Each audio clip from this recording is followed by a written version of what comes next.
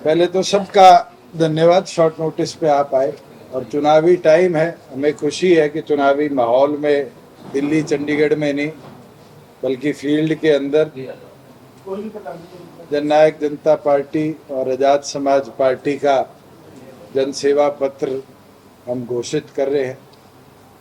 पिछली बार के जनसेवा पत्र की अगर मैं बात करूं तो कई कदम हमने उठाए जिसने प्रदेश को नई राह दी। जैसे पंचायती राज संस्थाओं में महिला को 50% हिस्सेदारी हो और बीसीए वर्ग को 8% हिस्सेदारी सुनिश्चित करने का कानून बनाने का काम किया।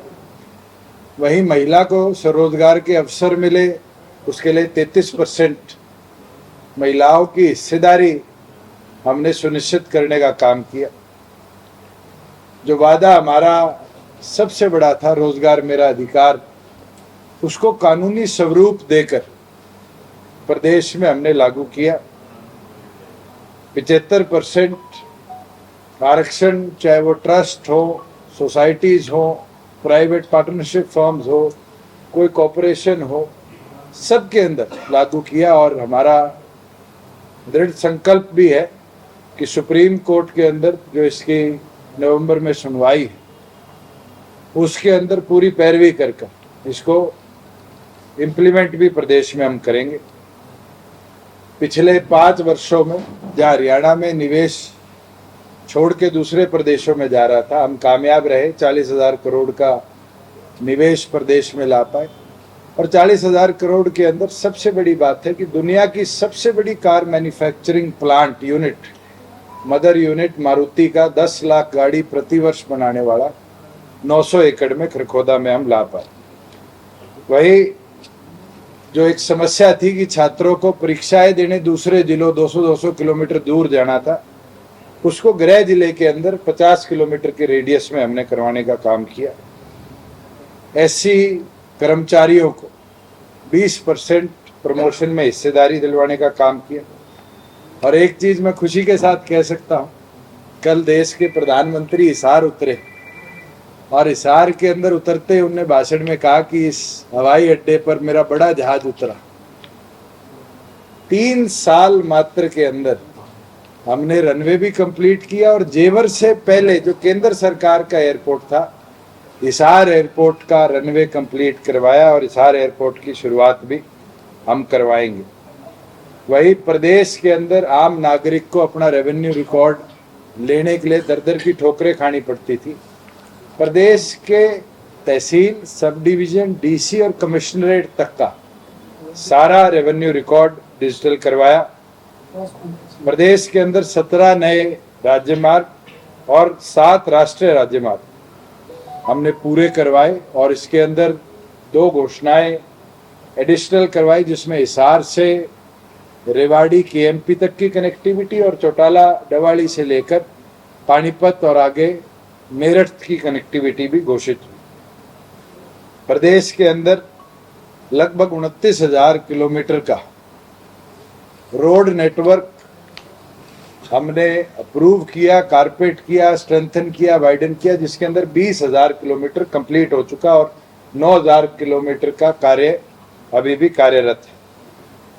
हरियाणा पहला प्रदेश बना जिसमें 14 फसलें एमएसपी पर खरीदी गई और आने वाले समय में भी भविष्य के अंदर इसी प्रकार से किसान को हम ताकत देते रहेंगे।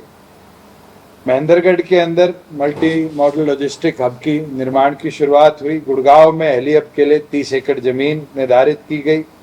बाछौद महेंद्रगढ़ पहला हवाई पट्टी बनी जिसके अंदर स्काई डाइविंग हिंदुस्तान में शुरू भी हुई और 4 साल से पूरी तौर पर चल रही है। उसके साथ अंबाला एयरफोर्स स्टेशन को भी टर्मिनल का निर्माण कंप्लीट हो चुका है और जल्द हम उड़ान के माध्यम से वहां पर हवाई यात्राएं देखेंगे। मेवात जैसे पिछड़े इलाके में दुनिया की सबसे बड़ी बैटरी मैन्युफैक्चरिंग कंपनी, जो आपके मोबाइल फोन्स की, आपके छोटे छोटे डिवाइसेस की बैटरी जो बनाती है, 57% दुनिया का बैटरी स्टेक उनके पास है। उनकी 180 एकड़ के अंदर एटीएल की बैटरी की फैक्ट्री रोजका मेयो गांव मेवात में नू के साथ लगता हुआ वहां बनाने का काम किया। पहला प्रदेश बना हरियाणा जिसके अंदर मुझे खुशी है, जिस किसान को 2-2 महीने तक उसकी फसल का भाव और पेमेंट नहीं मिलती थी, 48 घंटे में खाते में पेमेंट पहुंचाने का कानून भी बनाया। और मुझे खुशी है कि हमने 4 साल सक्सेसफुली हरियाणा प्रदेश के प्रत्येक किसान के खाते में पैसा पूरा पहुंचाने का काम किया।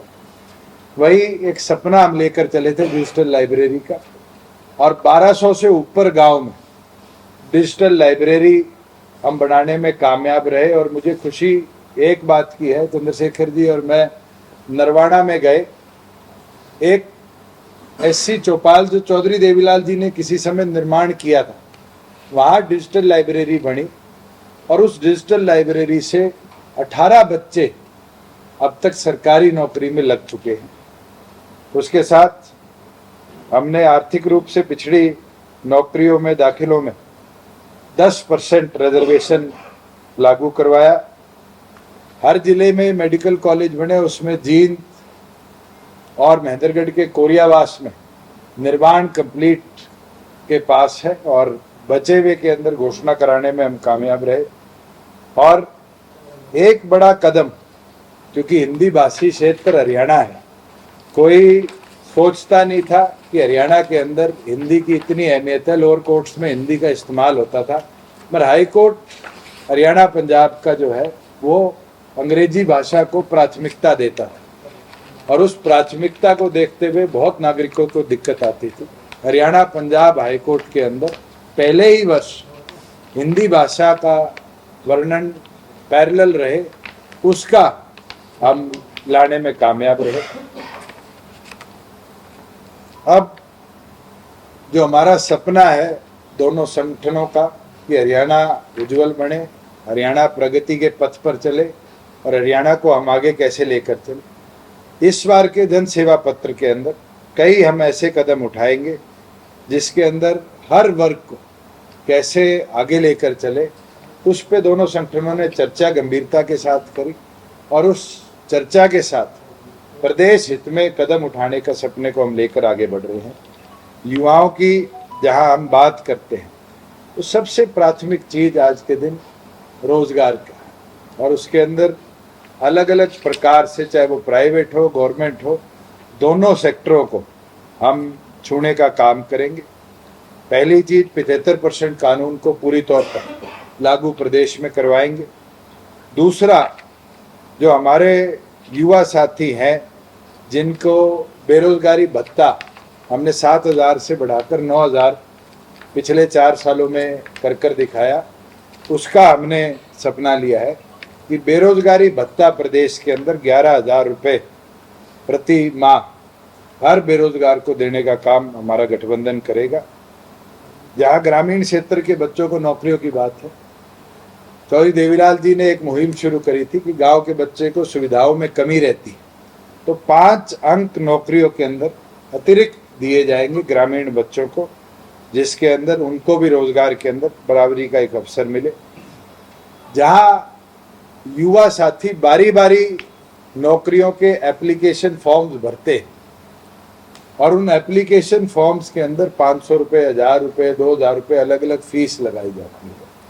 वन टाइम 100 रुपये हम युवा साथी के लिए फीस रखेंगे, जो सरकार के पोर्टल पर एक बार भर सकता है, और वो इतनी बार भी एप्लीकेशन फॉर्म डिजिटली भरे, उसके ऊपर अतिरिक्त बोझ उसके ऊपर नहीं रहेगा।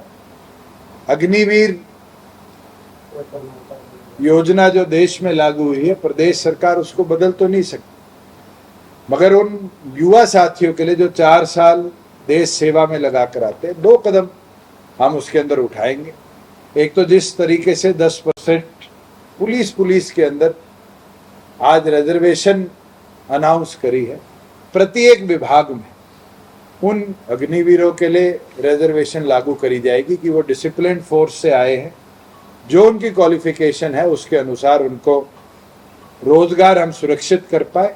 और उसके साथ सिपाही जो 5 साल सेवा करके देश की आएगा, ड्यूटी करके आएगा, उसको कैसे जॉब सिक्योरिटी के साथ साथ एक मौका मिले आगे बढ़ने का, इसके लिए जितनी हायर एजुकेशन उनकी होगी, चाहे वो कॉलेज की हो, यूनिवर्सिटी की हो, और कैसे हमारा सिपाही ऑफिसर बने भविष्य के अंदर, वो सारी सुविधाएं उनकी प्रदेश सरकार गहन करने का काम करेगी। शिक्षा का सारा कॉस्ट प्रदेश सरकार चलाएगी।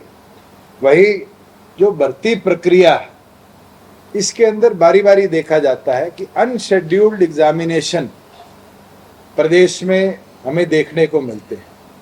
मगर मेरा पार्लियामेंट का एक्सपीरियंस हो, चंद्रशेखर जी का अभी का पार्लियामेंट का एक्सपीरियंस हो, यूपीएससी एक कैलेंडर और स्टाफ सिलेक्शन कमीशन एक कैलेंडर लागू करता है, और उस कैलेंडर के तहत बच्चे को पता है कि बैंकिंग के एग्ज़ाम कब होंगे, रेलवेज के एग्ज़ाम कब होंगे, अदर सेंट्रल गवर्नमेंट जॉब्स के एग्ज़ाम कब होंगे।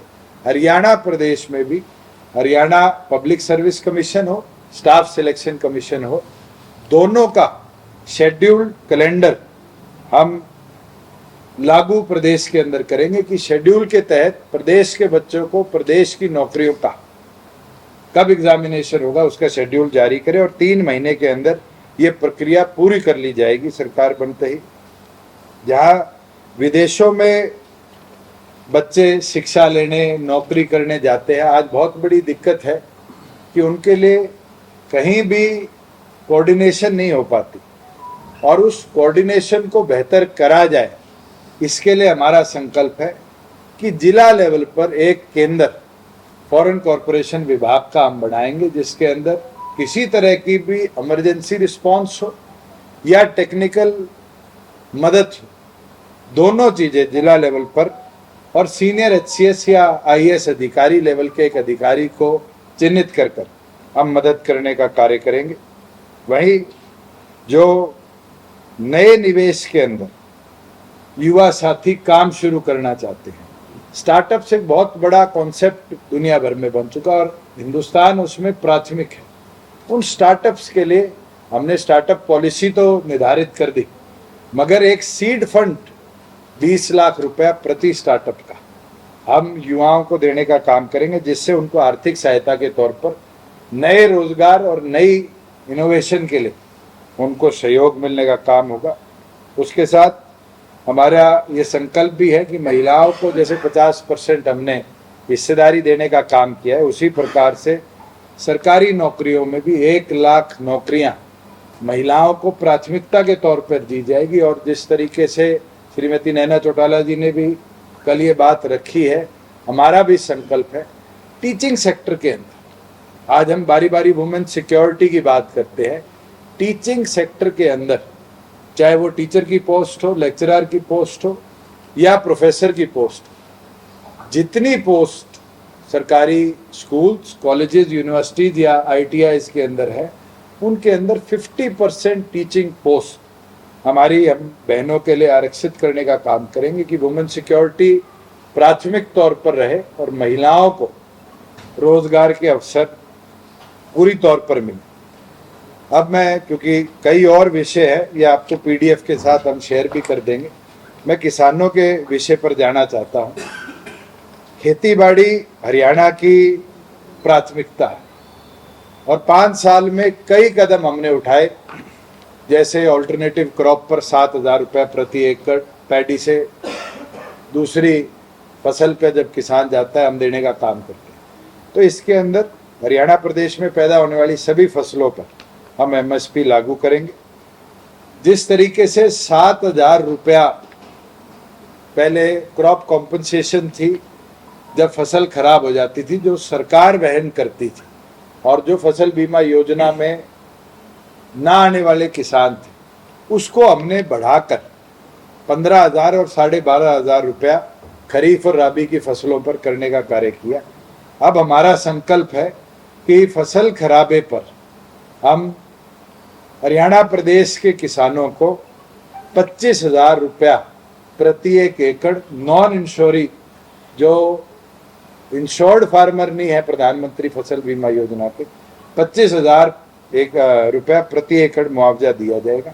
और वही दूसरी ओर पर एक मजबूत कदम फसल सुरक्षा स्कीम के लिए हम करेंगे, जिसका नाम होगा जननायक फसल सुरक्षा स्कीम। इसके अंदर जो बीमा का प्रीमियम लगभग 650 करोड़ रुपया हमारे किसानों से प्रदेश में प्रतिवर्ष लिया जाता है प्राइवेट कंपनियों को देने का। और प्राइवेट कंपनियां बारी बारी प्रतिबंध लगा देती है कि एक दिन का डिले हुआ, कुछ घंटों का डिले हुआ या कट नहीं पाई, और बहुत से हमारे किसान प्रताड़ित होते हैं जो प्रीमियम भरना भी चाहते हैं।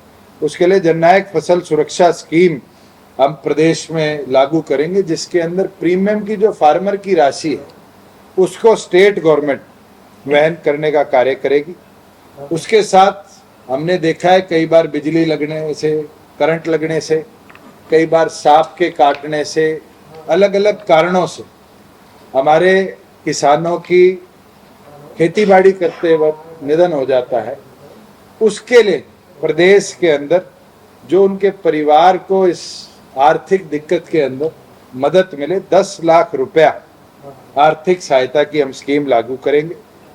वही हर रोज नई टेक्नोलॉजी खेतीबाड़ी में आ रही है, जैसे ड्रोन्स एक बहुत बड़ा कदम है जो आने वाले दिनों में जैसे जैसे नैनो टेक्नोलॉजी यूरिया में आई, डीएपी में आई और फर्स्ट क्रॉप्स की चीज़ों में भी आएगी। इस तरह की आधुनिक कृषि यंत्रों के लिए 80% अनुदान हम लेकर आएंगे। वहीं किसान के लिए प्राथमिक चीज़ है उसके खेत तक पानी पहुंचे। माइनर मेजर तो रिपेयर हो जाती है मगर खाड़ रिपेयर नहीं करे जाते, और बहुत लंबी काडा मिकाडा के अंदर लाइनें लगी रहती है कि सुनवाई नहीं होती कि उनके खाड़ों पर काम। हमने ये फैसला लिया है कि प्रत्येक खाड़ को प्रदेश में जो रंग के हैं उनको पक्का किया जाएगा, और पक्के के साथ साथ जो कांग्रेस रिजीम में 20 वर्षों का प्रतिबंध लगाया गया था कि एक खाड़ बढ़ने के बाद 20 वर्षों तक सरकार उसमें ना रिपेयरिंग का काम करेगी ना रीमॉडलिंग का काम करेगी, इसको बदलकर तुरंत 5 साल 2 चीजें हम इसमें कदम उठाएंगे। पहली, अगर किसी का खाड़ किसी कारण टूट जाता है तो 10 वर्ष के बाद उसको रिपेयर करने के लिए सरकार अनुदान देगी, और अगर पूरी तौर पर रीमॉडल करना पड़ता है तो 20 वर्ष के प्रतिबंध को कम कर 15 वर्ष करने का काम किया जाएगा। कई जगह कोविड के बाद हमने नए एक्सपेरिमेंट्स करे थे, जिसके अंदर परचेज सेंटर 200-250 से बढ़ाकर 1800 करे, और आज के दिन वो परचेज सेंटरों की मात्रा जो है वो हरियाणा प्रदेश में 400 के लगभग। मगर बहुत से ऐसे सब यार्ड और मंडियां हैं जिनके अंदर अभी तक शेड का निर्माण नहीं होता। तो हमारा संकल्प है सभी अनाज मंडियों में और खरीद केंद्रों पर शेड की व्यवस्था होगी कि बेमौसम बारिश के कारण किसी भी किसान की फसल खराब ना हो। आज के दिन मशरूम की खेती पर बिजली के अंदर 2 रुपये यूनिट की सब्सिडी दी जाती है, मगर लेटेस्ट टेक्नोलॉजी में पॉली हाउसेज के अंदर भी हाइड्रोफोनिक्स जैसी टेक्नोलॉजीज का इस्तेमाल हो रहा है, और नए एग्रीकल्चर एक्सपेरिमेंट्स हो रहे हैं जहाँ कोल्ड हाउसेज और पैक हाउसेज लग रहे हैं। हमारे हैचरीज हैं, हरियाणा बहुत बड़ी मात्रा के अंदर पोल्ट्री फार्मिंग भी करता है, फिशरीज हैं। इन सब के लिए 2 रुपये अनुदान का प्रावधान हम करेंगे, और फल और सब्जियों की खेती के लिए और उनकी स्टोरेज के लिए भी विशेष सब्सिडी की योजना हम लाने का काम करें। एक विषय जो गांव में घूमते हुए आया कि आज हम गाड़ी लेते हैं तो कोलैटरल जो हम साथ में जमा कराते हैं वो गाड़ी होती है, मोटरसाइकिल लेते हैं तो कोलैटरल मोटरसाइकिल होता है। मगर एक मार किसान पर है, और वो मान है कि जब वो ट्रैक्टर लेता है 5 से 10 लाख के बीच में आज के दिन एवरेज ट्रैक्टर की वैल्यू, और 5 से 10 लाख के ट्रैक्टर के बदले में उसको 2 एकड़ जमीन गहन करनी पड़ती है उस कंपनी को जिससे उसको पैसा मिल रहा है। प्रदेश के अंदर हमारे किसानों के लिए उस शर्त को जो 2 एकड़ जमीन गहन करने की है कोलेटरल के तौर पर, उसको पूरी तौर पर समाप्त करने का कार्य करेंगे। उसके साथ जो हमारे खेती के ट्यूबवेल का कनेक्शन है, हरियाणा प्रदेश के अंदर 2018 के 23 में जाकर कनेक्शन मिले, इसकी भी समय सीमा बनाने का काम करेंगे कि किसान को ट्यूबवेल की अवधि जो है वो सीमित समय में मिलने का काम करे।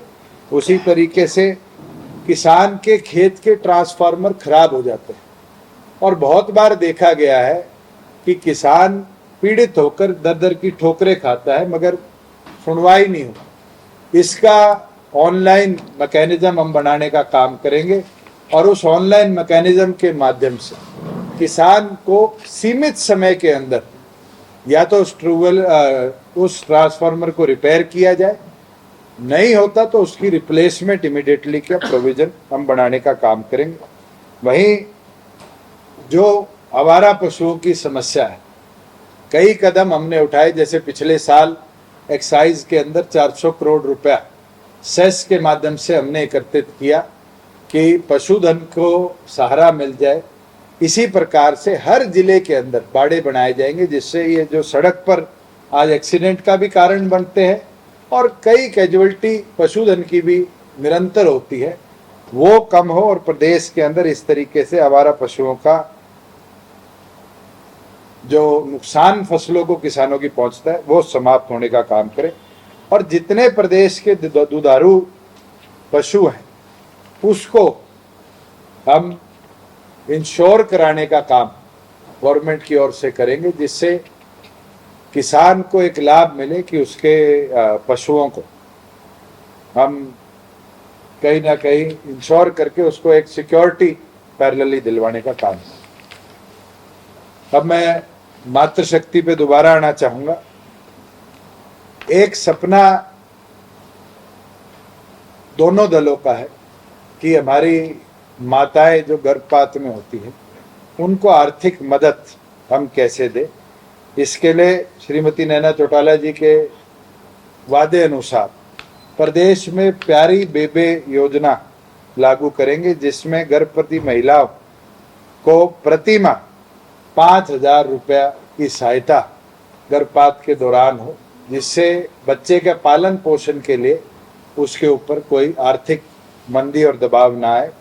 वहीं जितनी हमारी बहनें गवर्नमेंट जॉब पर ग्रुप सी और डी के अंदर है उनको गृह जिले में, और अगर गृह जिले में पोस्ट उपलब्ध नहीं है तो 60 किलोमीटर के रेडियस के अंदर पोस्टिंग दी जाएगी कि वो अपने घर को भी संभाल ले और गृहिणी होने के नाते वो नौकरी से भी वंचित ना रहे। वहीं कौशल रोजगार निगम के अंदर देखा गया है कि महिलाओं की संख्या आज सीमित है और कौशल रोजगार निगम के अंदर भी जैसे हमने डिपो में 33% हिस्सेदारी दी है, महिलाओं को 33% हिस्सेदारी देने का काम करेंगे। और उसी प्रकार से जितने कोऑपरेटिव सेक्टर के हमारे और उद्योग हैं या रोजगार है, जैसे वीटा के बूथ हो, हरित स्टोर हो, और जो कदम है इसके अंदर भी 33% महिलाओं के लिए आरक्षण लागू का हम करने का काम करेंगे। वहीं स्वरोजगार के लिए महिलाओं को आर्थिक मदद मिले एक नई स्कीम की शुरुआत करेंगे, एक महिला 1,01% स्कीम, जिसके अंदर ऋण मुक्त महिला को 1 लाख रुपए की मदद मिले कि वो अपने घर से रोजगार के अवसर शुरू कर पाए, चाहे वो कोई पशुपालन का काम हो, चाहे वो पोल्ट्री का काम हो। गांव लेवल पर भी महिलाओं को आर्थिक मदद इसके अंदर मिले। विधवा एवं अकेली जो माँ है उनके बच्चों को पढ़ाने का आर्थिक बोझ बहुत बड़ा होता है और वो नौकरी कई बार नहीं कर पाती क्योंकि घर का जिम्मेवारी उसके कंधों पर ज्यादा पड़ती है। उनके बच्चों की हायर एजुकेशन तक की पूरी खर्च जो है वो सरकार वहन करेगी। ऐसी स्कीम हम प्रदेश में लाने का काम करेंगे। और गरीब परिवारों का मुझे खुशी है कि हमने कदम उठाया था Haryana labour welfare construction labour welfare board में, जहां 1% सेस इकट्ठा होता था और प्रदेश सरकार पे लगभग 3800 करोड़ रुपया पड़ा था। उसके अंदर हमने स्कीम शुरू करी थी कि बेटियां जो 12वीं पास होंगी उनको स्कूटी दी जाए। उसको बीपीएल के अंदर भी प्रदेश में हम लागू करेंगे कि कोई भी गरीब बच्चा किसी वर्ग का आता, अगर वो 12वीं छात्रा पास करती है तो उसको स्कूटी का हम सहारा देने का काम करें। अब मैं समाज कल्याण पे आना चाहूँगा, जो प्रदेश की एक रीढ़ की हड्डी है। बहुत बड़ा वर्ग प्रदेश का है आशा, आंगनवाड़ी वर्कर और मिड डे मील वर्कर। ये तीन ऐसी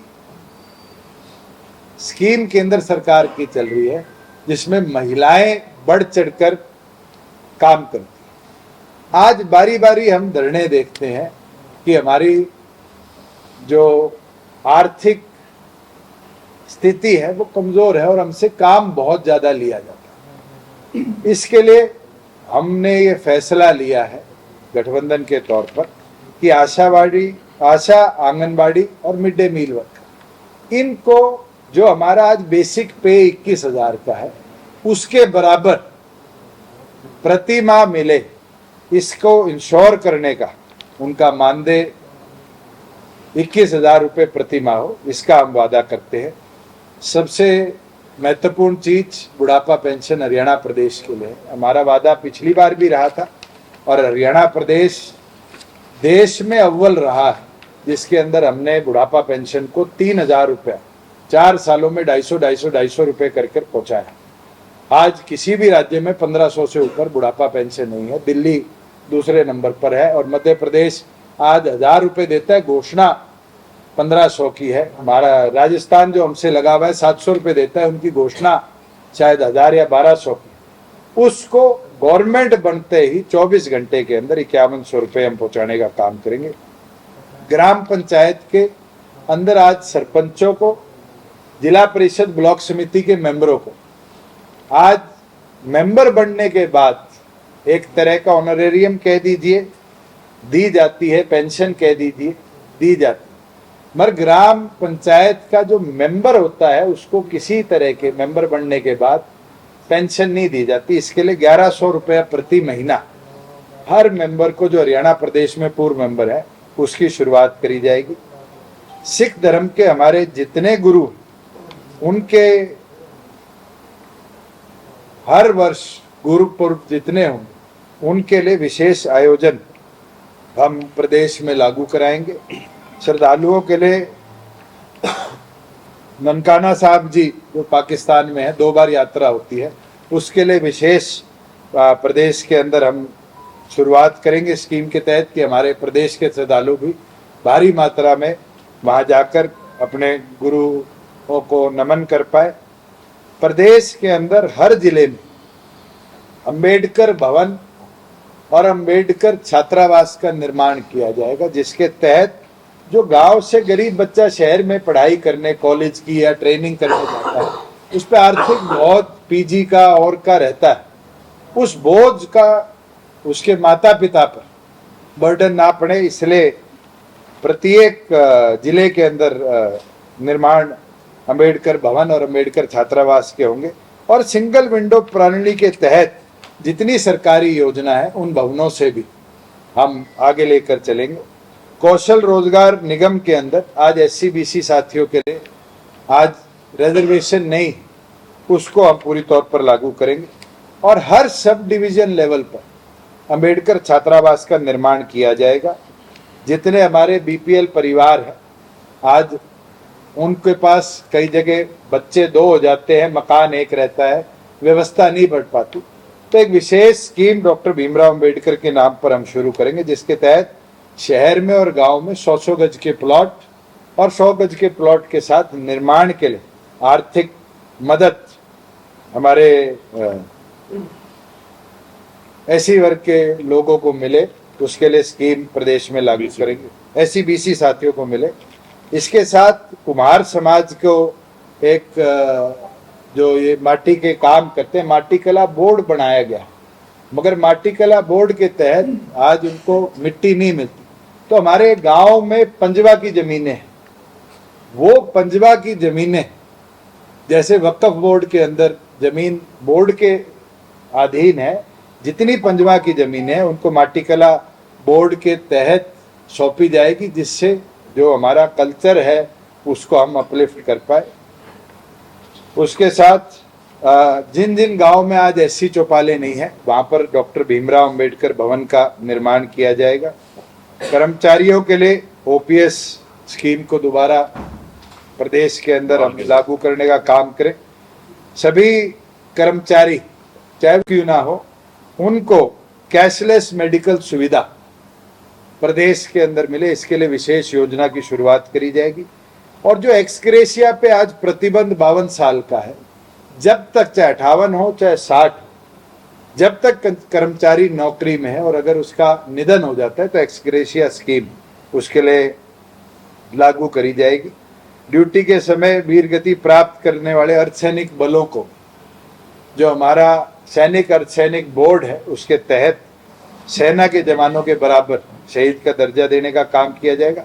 और प्रदेश की तरफ से हमारा शासन आने के बाद केंद्र सरकार को हम रिकमेंडेशन देकर भेजेंगे कि जल्द 8वें वेतन आयोग की गठन किया जाए, जिसके तहत कर्मचारियों का भला हो।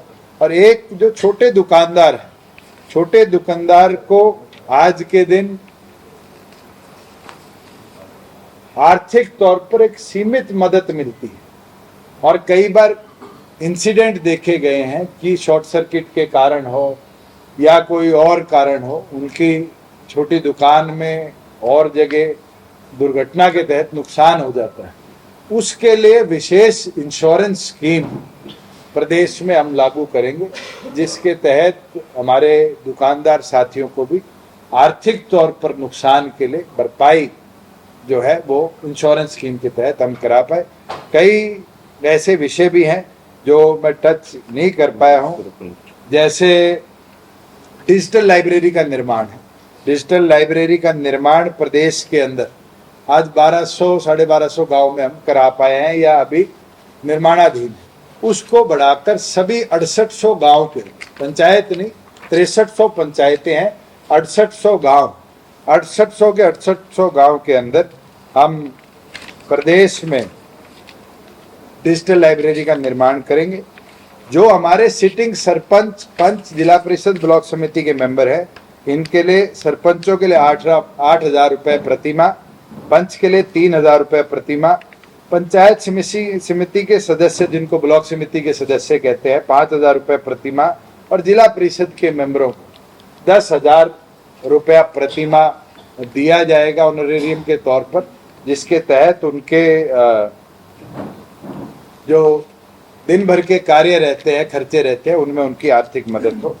प्रदेश के अंदर व्यापारी कल्याण बोर्ड तो बन गया, मगर उसको आने वाले समय में व्यापारी कल्याण आयोग का दर्जा हम देने का काम करेंगे, जिसके अंदर अधिकार उनके बढ़े।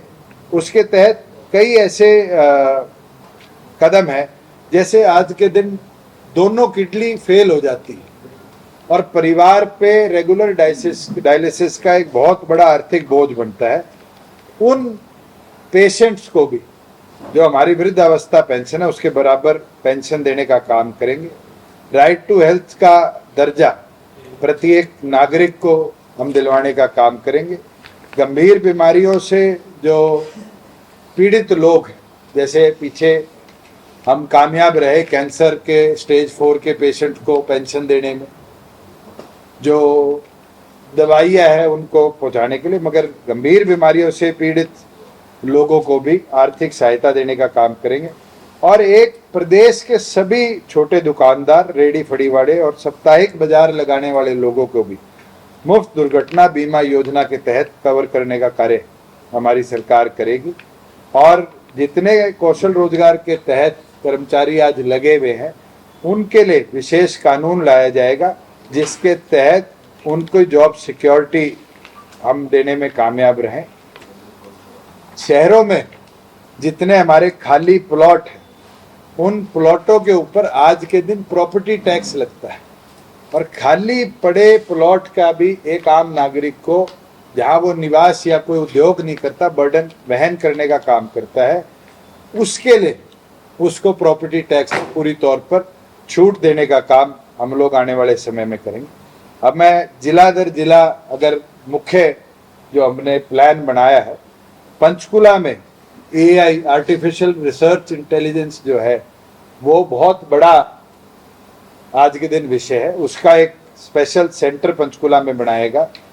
फतेहाबाद के अंदर फूड प्रोसेसिंग यूनिट, हम देखते हैं हॉर्टिकल्चर और एग्रीकल्चर लगभग एक ऐसा इश्यू बन चुका जिसको प्राथमिकता के साथ आज बढ़ाया जाए। उसके बाद सिरसा के अंदर जो हमारे वैकल्पिक कृषि और फिशरीज का एक सहायता केंद्र हम बनाएंगे। हिसार के अंदर फिल्म सिटी का निर्माण किया जाएगा। भिवानी में एजुकेशनल सिटी, क्योंकि एजुकेशन बोर्ड भिवानी के अंदर है, उसका निर्माण किया जाएगा। झज्जर के अंदर इंटरनेशनल लेवल का क्रिकेट स्टेडियम बनाया जाएगा। गुड़गांव के अंदर जो हमारे वर्किंग वुमेन है उनके लिए बड़ी मात्रा में हॉस्टल का निर्माण किया जाएगा। कबड्डी का एक सेंटर रहा है और प्रो कबड्डी ने दिखाया है कि सोनीपत की जमीन से बड़ी मात्रा में कबड्डी प्लेयर जा रहे हैं, तो कबड्डी का एक बड़ा परिसर सोनीपत में निर्माण किया जाएगा। जींद के अंदर केंद्र सरकार की सिफारिश कर हरियाणा का पहला IIT का निर्माण किया जाएगा। और यमुनानगर के अंदर जो बाढ़ नियंत्रण और ये इमरजेंसी सर्विसेज है फ्लड एंड डिजास्टर का, इसका एक बहुत बड़ा एक्सीलेंस सेंटर हम निर्माण करेंगे। जिस प्रकार से हमने पिछले सालों के अंदर जींद में एक बड़ा फायर कॉलेज, जिसके निर्माण सिर्फ देश में एक ही जगह है, नागपुर के अंदर जो फायर सेफ्टी कॉलेज है, उसका निर्माण किया जाएगा। मैं चाहूँगा चंद्रशेखर जी भी कोई और विषय मेरे से अछूता रह गया उसको छूने का काम करें, मगर हमने एक विजन बनाया है जिसमें 36 बिरादरी हो और 36 बिरादरी के साथ साथ युवा से लेकर बुजुर्ग प्रत्येक वर्ग को, महिला हो पुरुष हो, हमने छूने का काम किया और सभी वर्गों को साथ लेकर जननायक जनता पार्टी और आजाद समाज पार्टी का ये गठबंधन इस जन सेवा पत्र को हरियाणा की जनता के लिए समर्पित किया। वैसे तो मोटी मोटी सभी जो चर्चा करके विषय हम लोगों ने बनाए हैं वो हुसैन जी ने आपके सामने रख दिए। 3-4 इम्पोर्टेंट हैं जो इन्होंने ही जिस पे ज्यादा जोर था कि सभी निजी स्कूलों में फीस की सीमा तय होगी। ट्रैक्टर की तर्ज पर 2 व्हीलर की खरीद में भी टैक्स उसका फ्री किया जाएगा। और प्रत्येक जिले में औद्योगिक क्षेत्र को हम लोग स्थापित करेंगे जिससे कि वहां के युवाओं को हर जिले में 1 लाख नौकरियों की व्यवस्था हो सके। और युवा नेतृत्व के प्रोत्साहन को ध्यान में रखते प्रत्येक वर्ष छात्र संघ चुनाव जो है कराए जाएंगे। ये बहुत इंपॉर्टेंट विषय थे, सारे विषय रख दिए गए, बाकी PDF में है। मीडिया के साथियों का धन्यवाद।